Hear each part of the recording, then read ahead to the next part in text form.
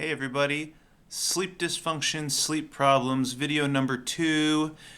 This is in a series of a few to give you some tools to help improve sleep if it's a problem.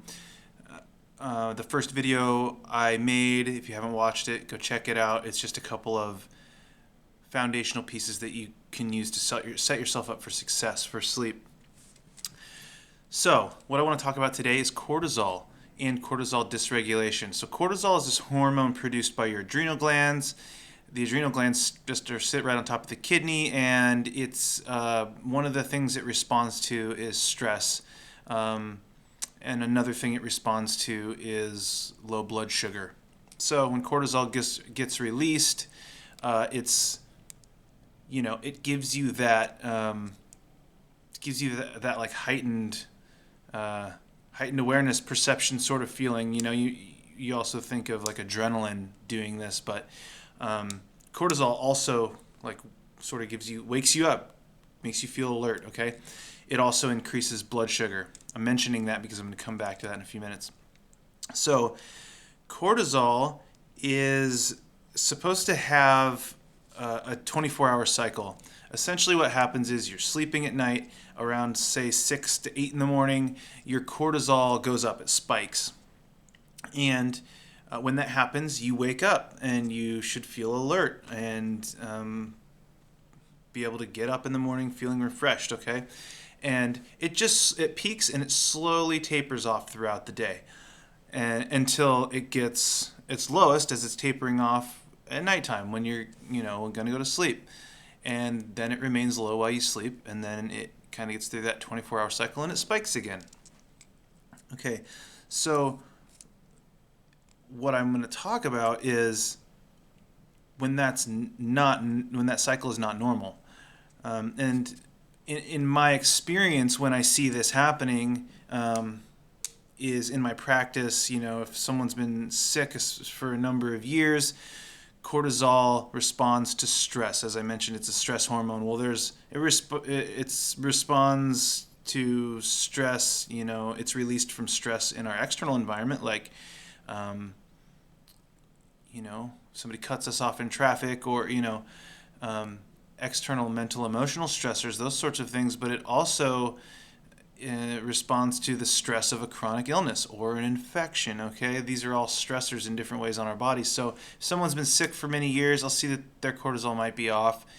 And also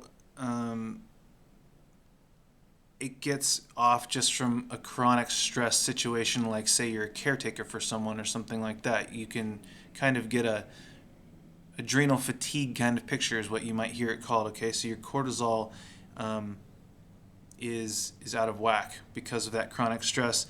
And it also can kind of get out of whack from just a maladapted sleep cycle. So say you have problems falling asleep and you start to compensate for that, and like over a period of time, maybe some years, like you just start going to bed later and later, and pretty soon you're not really going to bed until like 2 or 3 in the morning, and you're sleeping until noon. Well, you're sort of teaching your cortisol cycle to get off track, right? So what do we want to do? We want to start to force the pattern the other way. So even if you're not tired, you have to start inching your way back when you're going to bed. Even if you're like not tired yet and you don't think you're ready for bed, you need to have your routine in place like I talked about in the first video. But also, if you're going to bed at 1 o'clock, you have to start inching it back. Okay, 12:30, then midnight, over whatever period of time is reasonable for you. But you have to work it back until you can get to about 10 to 11 at night, ideally, okay? So you can slowly shift it in that way. You can also help yourself out here by having some protein before bed. So one of the things that can wake you up in the middle of the night is if your blood sugar starts to get low, cortisol will increase, because remember, like I said, it increases blood sugar. That's one of the things it responds to in the body. Is one of its jobs is to be released when our blood sugar gets low. So if your blood sugar gets low in the middle of the night, your cortisol kicks up, and that also wakes you up. So you can, if you have problems with waking up like that, you can maybe have protein before bed and even have like almonds by your nightstand or something in case that's really a problem for you. But you can also have protein before bed. I like almonds. They have a lot of fiber. and protein. So it kind of gets you satiated, and the protein is a little slower burn than carbohydrates. Herbs that are amazing for this are adaptogen herbs. Adaptogens are, by definition, they don't have one single thing that they do. They act in all kinds of different body systems, and the end result is a tonifying, strengthening effect overall, because they balance the immune system. They help with blood sugar regulation. They help with stress response, okay? Some people will call them adrenal adaptogens, but they do all these things, so they help overall. So my favorite adaptogens: Tulsi, which is holy basil; ashwagandha. Here in the Pacific Northwest, Devil's Club, also called Oplopanix. That is one that's local to here in the Pacific Northwest, like that one. And Schisandra berry, which is a Chinese herb. Those are just a few adaptogens. You can look up adaptogens. And taking adaptogens consistently, in my experience with my patients, really helps modulate the cortisol response and helps get sleep back in track. Licorice is another interesting herb that actually increases the cortisol, how long it hangs around. So I have used at times cortisol in the morning. The person wakes up, they don't feel refreshed. Using licorice in the morning to get their cortisol to increase, and then still doing the other things at night, and using the licorice just to help, again, kind of train that cortisol cycle.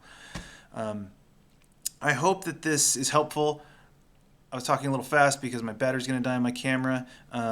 Send me any messages or questions that you have. This is a nice, easy next step after you've done the foundational pieces from video 1. All right, take care, everybody.